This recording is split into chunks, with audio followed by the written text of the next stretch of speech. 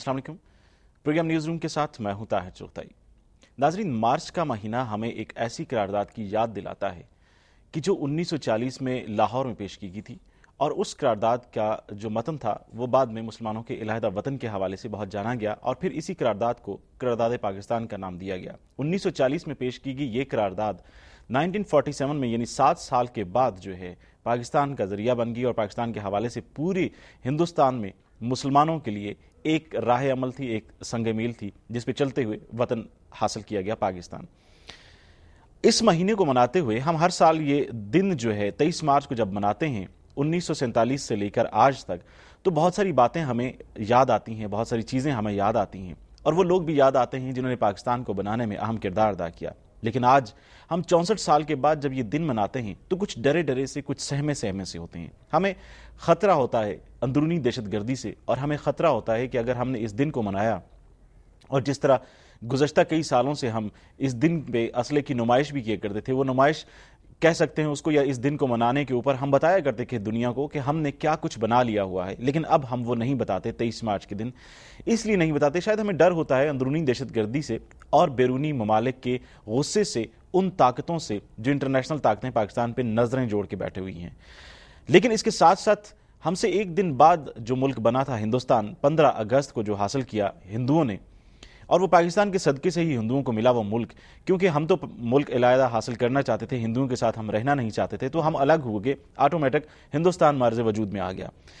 तो वो 26 जनवरी को धड़ल्ले के साथ असले की नुमाइश करते हैं पूरी दुनिया में, और पूरी दुनिया में उनकी नुमाइश देखी भी जाती है, असले की नुमाइश। लेकिन सिर्फ पाकिस्तान पे कुछ पाबंदियां हो जाती हैं, और जब से हमने एटमी धमाके किए हैं, असले की वो नुमाइश हम नहीं कर सकते, हम नहीं बता सकते कि हमने कितने मिसाइल बना लिए हैं, कितनी टेक्नोलॉजी बना ली है।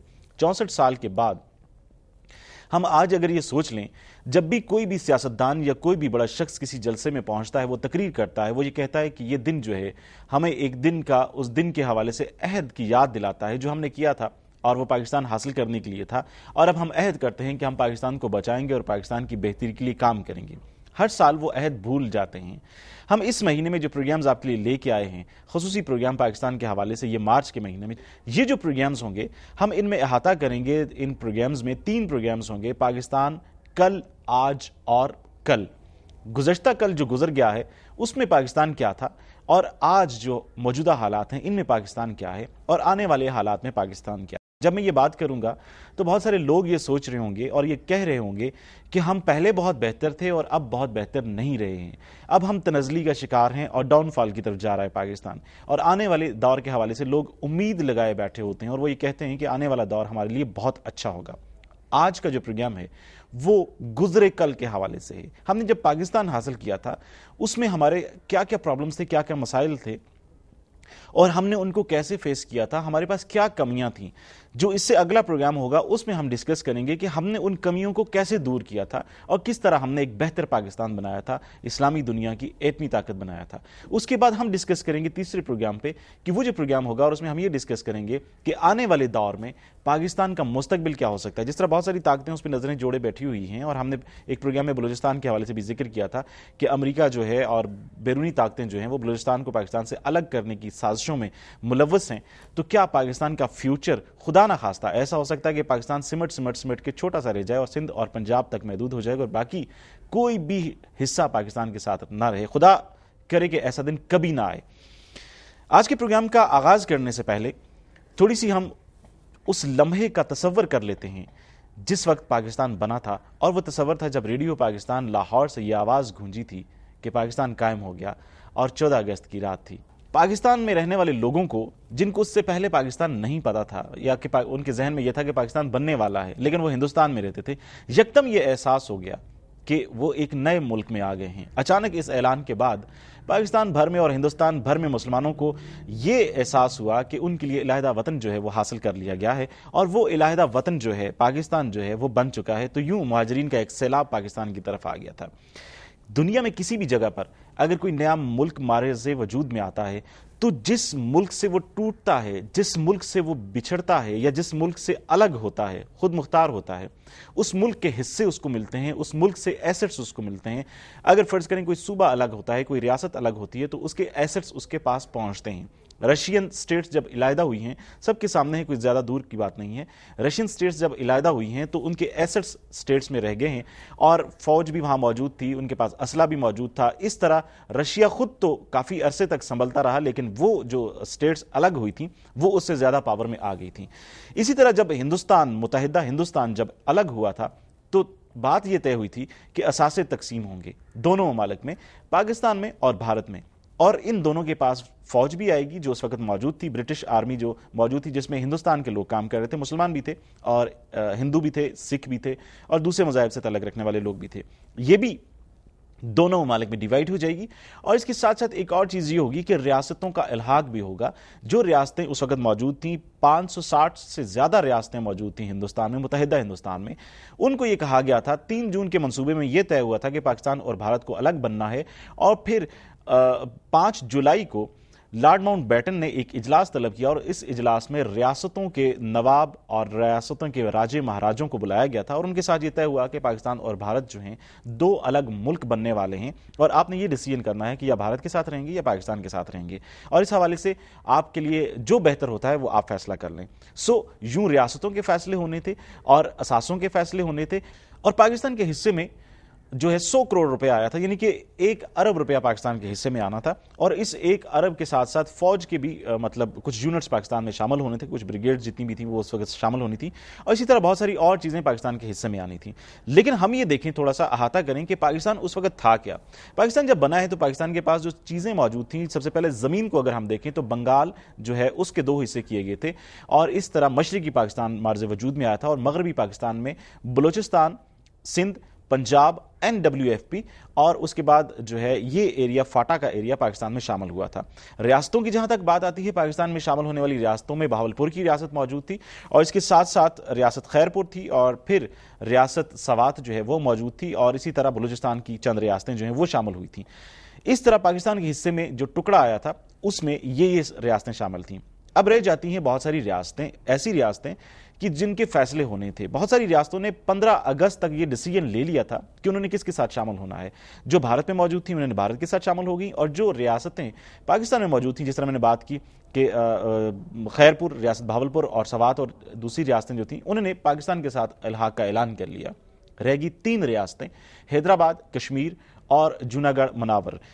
اب ان ریاستوں کے حوالے سے یہ ڈیسیژن ہونا تھا کہ انہوں نے کس کے ساتھ شامل ہونا ہے. کشمیر میں مسلمانوں کی آبادی زیادہ تھی، مہاراجہ ہندو تھا، اور حیدرآباد میں ہندو زیادہ تھے اور مہاراجہ مسلمان تھا. اسی طرح جوناگڑھ میں مکس قسم کا یہ سٹرکچر جو ہے وہ ڈیولپ ہوا تھا. جوناگڑھ اور مناوادر نے سب سے پہلے جو ہے، اور اس کے بعد حیدرآباد نے اعلان کیا پاکستان سے الحاق کا. لیکن چونکہ پاکستان کے حصے میں جو اثاثے آئے تھے، پاکستان کے پاس جو فوج تھی وہ اس وقت پوری طرح تیار نہیں تھی. ہندوستان نے فوری طور پر ان دونوں ریاستوں پہ قبضہ کر لیا. لیکن قبضہ کرنے کی ڈیٹ کب کی تھی؟ پاکستان بنا 14 اگست 1947 کو، اور ہندوستان نے سب سے پہلے جو قبضہ کیا وہ جوناگڑھ کی ریاست پہ قبضہ کیا، پھر حیدرآباد کی ریاست پہ قبضہ کیا، اور 1948 میں، ستمبر 1948 میں اور اکتوبر 1948 میں قائد اعظم کی وفات کے بعد، جب تک قائد اعظم زندہ رہے اس وقت تک ہندوستان نے ان دونوں ریاستوں پہ قبضہ نہیں کیا تھا. اس طرح حیدرآباد کے مہاراجہ کو وہاں سے بھاگنا پڑا. جہاں تک کشمیر کی بات آتی ہے تو کشمیر کے حوالے سے مہاراجہ چونکہ ہندو تھا، اور ڈوگرا مہاراجہ نے جو ہے وہ شمولیت اختیار کر دی، اعلان کر دیا بھارت کے ساتھ الحاق کا، اور پھر بھاگ گیا، جبکہ مسلمانوں نے یہ کہا کہ ہم پاکستان کے ساتھ الحاق کریں گے. اس طرح کشمیر کو جدوجہد آزادی وہاں شروع ہوئی، اور کشمیر کو مجاہدین نے آزاد کرانے کے لیے جدوجہد شروع کی، جس میں آزاد کشمیر معرض وجود میں آیا، اور پھر ایک آزاد حکومت جو ہے وہ بن گئی یہاں پر. لیکن ایک بڑا حصہ بھارت کے پاس رہ گیا. اب جہاں تک بات کرتے ہیں ہم ایسٹس کی، تو پاکستان کو جو ایسٹس تھے، جو 100 کروڑ پاکستان کو ملنے تھے، ہندوستان نے سب سے پہلے یہ الزام لگایا کہ ہم نے کشمیر کی جنگ میں بہت سارا پیسہ جھونک دیا ہے، اس لیے اب ہمارے پاس کوئی پیسہ نہیں رہا ہے، ہم آپ کو کوئی پیسہ نہیں دیں گے. تھوڑا سا پیسہ پاکستان کو ملا، باقی پیسہ ہندوستان نے نہیں دیا. پاکستان کے حصے میں جو جہاز تھے یا جو فوجی ساز و سامان تھا، وہ فوجی ساز و سامان بھی پاکستان کو نہیں دیا گیا. پاکستان کے حصے میں جو فوج آئی تھی، وہ لوگ جو پاکستان میں موجود تھے، جو اس خطے میں موجود تھے، رہتے تھے، وہ پاکستان کی فوج میں شامل ہو سکے تھے. باقی وہ لوگ جو ہندوستان میں رہ گئے تھے ان کو یہاں نہیں آنے دیا گیا. اس طرح پاکستان کے حصے میں جو فوج آئی تھی وہ بھی بہت تھوڑی سی آئی تھی اور ہندوستان کے حصے میں سارا کچھ آ گیا اور وہ اس خطے کے برٹش انڈیا جو موجود تھا اس کے 1/3 حصے پر قابض ہو گئے. یعنی کہ اگر برٹش انڈیا کو 4 حصوں میں تقسیم کیا جائے تو ہندوستان 3 حصوں پہ ہندوستان بھارت قائم ہوا اور 1 حصے پہ پاکستان بنا تھا. یعنی ہم رقبے کے لحاظ سے ہندوستان سے بہت چھوٹے رہ گئے اور بھارت کے اندر بہت ساری ریاستیں شامل ہو گئیں. یہ تو صورتحال وہ تھی جو ہمارے ساتھ زیادتیاں ہوئیں جو اس وقت پیش آئیں. اب سب سے پہلی چیز تو یہ کہ 1945 میں اس سے پہلے 1947 سے پہلے 1945 کے انتخابات ہوئے تھے. ہماری جو پہلی اسمبلی بنی تھی قائد اعظم محمد علی جناح پاکستان کے پہلے گورنر جنرل بنے تھے. اور آپ کو یہ بھی بتاتے چلیں کہ لارڈ ماؤنٹ بیٹن نے یہ کہا تھا کہ ہم اس سے پہلے برٹش انڈیا کے انڈر رہ سکتے ہیں تاکہ ہم قانون بنا لیں اور بہت ساری چیزیں اور کر لیں. قائد اعظم نے یہ چیز پسند نہیں کی لیکن بھارت نے یہ چیز پسند کی اور وائسرائے ان کا کافی عرصے تک موجود رہا. قائد اعظم نے اس لیے یہ چیز پسند نہیں کی تھی کیونکہ وہ جانتے تھے کہ یہ لوگ دل سے کچھ اور ہیں اور باہر کچھ اور ہیں اور ان کے اندر سے کچھ اور ہونے کی وجہ سامنے یہ بھی آ گئی تھی کہ کشمیر کا وہ حصہ وہ پوائنٹ جہاں صرف ایک چھوٹا سا راستہ جو ہے وہ کشمیر کے ساتھ بھارت کو لنک کرتا ہے وہ راستہ تقسیم ہند کے منصوبے میں بھارت کو دے دیا گیا تھا تاکہ وہ اپنی فوجیں اتار سکے. حالانکہ وہ بھارت کو دینے کی وجہ بنتی ہی نہیں تھی. سو اس وجہ سے قائد اعظم جانتے تھے کہ یہ مزید کچھ گڑبڑ کریں گے پاکستان کے ساتھ چونکہ ایک مسلم اسٹیٹ سامنے آ رہی تھی اور دنیا کی بڑی مسلم اسٹیٹ سامنے آ رہی تھی. اس وجہ سے انہوں نے اس میں ان کو ایکسیپٹ نہیں کیا. قائد اعظم محمد علی جناح پاکستان کے پہلے گورنر جنرل بنے اور لیاقت علی خان پاکستان کے پہلے وزیر اعظم ہوئے. 1945 کے الیکشن جو ہوئے تھے جو متحدہ ہندوستان میں ہوئے تھے وہاں پاکستان کی جو صوبے رہے جو بعد میں پاکستان میں شامل ہوئے ان میں جو اسمبلی کی پوزیشن تھی وہ آپ کو بتائیں کہ پنجاب میں 17 سیٹیں تھیں, مشرقی پاکستان میں 44, سندھ میں 4, سرحد میں 3, بلوچستان میں 1. یہ سرحد کا نام میں اس لیے لے رہا ہوں کہ تب NWFP تھا, سرحد اس کو کہا جاتا تھا اس صوبے کو, اب خیبر پختونخوا ہو گیا ہے. بلوچستان میں 1 اور NWFP میں جو ریاستیں تھیں ان کی 1 سیٹ تھی اور اسی طرح جو بلوچستان کی ریاستیں تھیں ان کی 1 سیٹ تھی, ریاست بہاولپور کی 1 سیٹ تھی, ریاست خیرپور کی 1 سیٹ تھی. 1947 میں جب پہلی اسمبلی وجود میں آئی تو اس میں صرف 10 سیٹوں کا اضافہ کیا گیا. اس طرح پاکستان کی جو پہلی اسمبلی تھی 1947 سے 1949 تک جو ہے یہ اسمبلی پہلی قائم رہی. 1947 10 اگست کو جو ہے وہ پہلی اسمبلی کا پہلا اجلاس ہوا تھا جس میں بہت سارے فیصلے کیے گئے تھے.